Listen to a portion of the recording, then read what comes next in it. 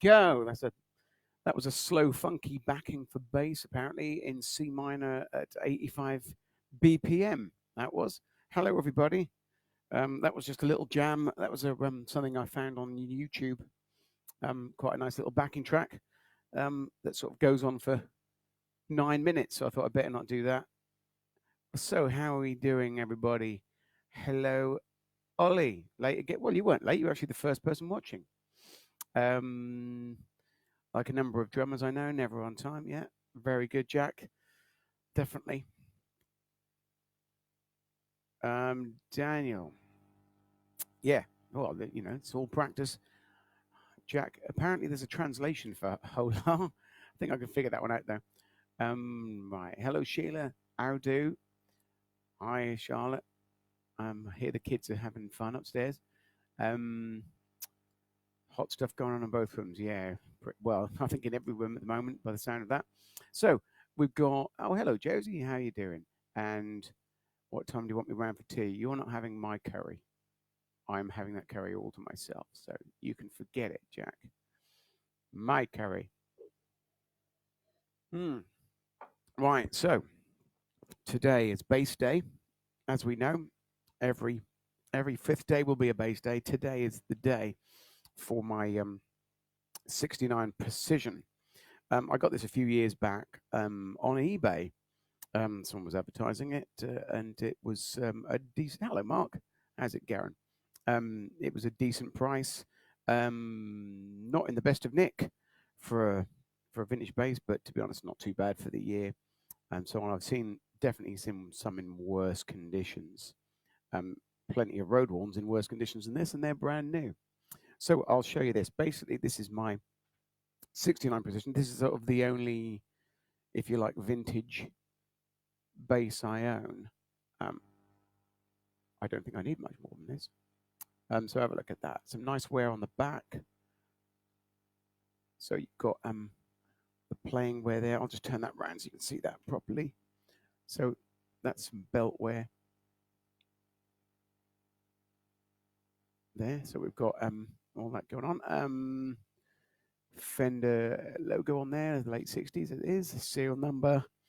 And what else we got going on there? Now the strings I'm using today, strings I generally use on this bass, are a set of Rotosone flat wounds.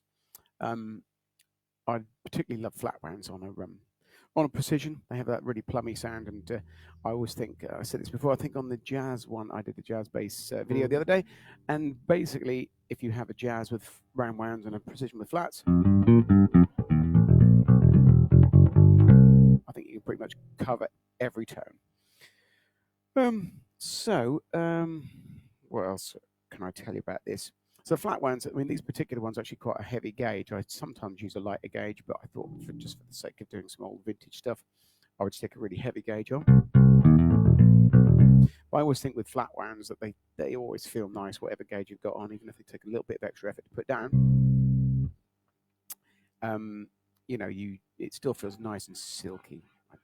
One thing I really like, and I can't get used to when I use brown wounds again after using flats, is that lovely sort of smooth feel you get.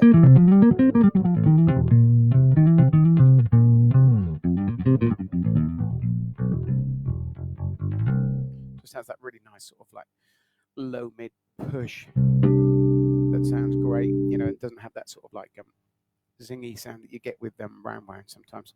So I basically go between a set of round wounds on this and a set of I'll grab them. Is my set of the rounds I use on here. Now the rounds I use are a really heavy set of rotor sounds. They're 110 to 50, so a really huge set, and they're really old and sort of a bit crusty. So I basically swap between the two, and so when I put these on, it still sounds a little bit like sounds like flat wounds, but obviously they're a little bit brighter. But they have that sort of old sound to them, so I don't like putting new strings on this particular bass because I'd sort of reserve it for vintage stuff, if you like. Ollie, I've got flat wounds on my I've used round wounds on a lot of my jazzes, but I've actually got a fretless jazz that has flat wounds, which sounds really nice as well. It's a really nice idea. It sounds more like an upright bass. And I'll be showing you that one at some point. So what else about this one? I've taken I have actually got the original covers and the little bit that goes there, like a thumb rest or finger rest, I suppose, not thumb rest. Put your thumb down there, you won't be able to play. So a finger rest there, but I took that off because if I ever do any slapping, which I don't tend to do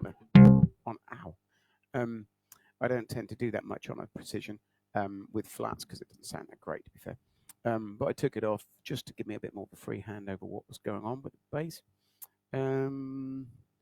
So yeah, everything's pretty much original apart from the pickup, and I'll talk about that after I played a song, and also talk about the fact that I've got a scribble on the end of this particular bass, but I'll talk about that in a sec.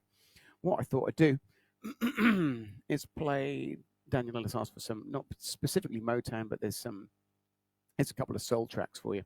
So I thought I'd do one of my really favorite tunes, which is by Jackson 5. And that's I Want You Back. I haven't played this for quite a while, and there's some dodgy bits in there, so I'll do my best with this one, but bear with me. And this is called I Want You Back. Hopefully the sound's okay there, and you can hear everything okay. I'll get ready.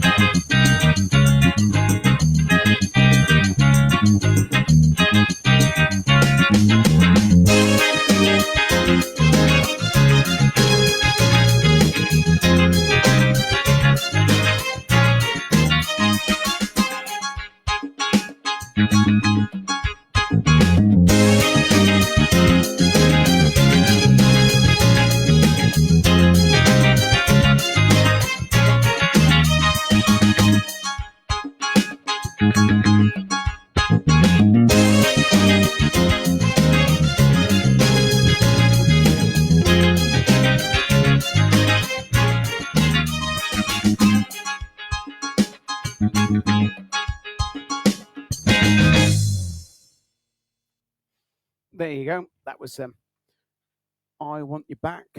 Backing track, took the bass off, took the vocals off, because that's off karaoke version, that one. But the backing vocals and the lead vocals are a bit, shall we say, a bit strained when people try and do Michael Jackson and so on.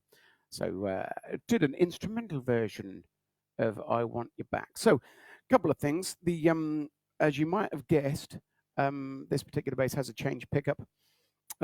I sort of stayed with the original vintage pickup for a while, but found that it wasn't really giving me what I wanted. So I spoke to Tim Mills at Bare Knuckles and popped a precision pickup from Bare Knuckles in there, and that really, to be honest, that's an excellent sound. I can't see that coming out of there now. Sounds really, really nice. The other interesting story about this particular axe is that it has a scribble on the headstock, and that scribble there, I think if you can see it like this, that says Buddy Guy 2011. And that's basically from when I was touring with Ollie in America, and we did a festival, and we were on the same festival as Buddy Guy, and there's a couple of other people. Matt Schofield, I think, was on that festival as well. And we were really lucky to get a chance to meet Buddy, and we all went in and met him, and I really wanted the signature. And so I'd had possibly a couple of whiskies at this point, and decided it'd be a great idea to bring my bass in for him to sign. And so when I spoke to him, we had a chat with him, and sort of, it was all very nice. And I sort of got around to sort of ask him if he could sign my bass, thinking at the time, well, what I'll do is I'll get him to sign the back. So so basically it's signed, but it doesn't sort of interfere with the look of it. So I sort of handed it to him and gave him that part to sign. So he was going to sign this bit, and I gave it to him, and when he picked it up, he turned it over, and the words were, he said to me, "No, man, if I'm going to sign it, people are going to see it." And so he turned it over and wrote it on the headstock on the front, which, to be honest, is no bad thing. While I was drunk at the time, I think doesn't really matter, because I would have done that anyway. Not sure whether it increases the value or decreases the value of vintage bass, but to be quite frank, I won't be selling this one anytime. So it's just one of those cool stories. Buddy Guy signing the bass. So it's my buddy bass, basically, or bass buddy, whatever you want to call it.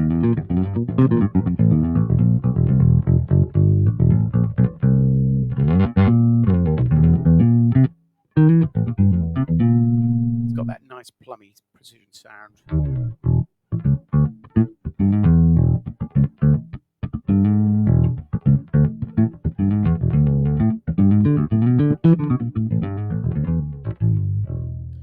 And I always think if you put really heavy flat ones on precision, there's almost an inherent distortion there before you even start, like looking at the preamp and stuff.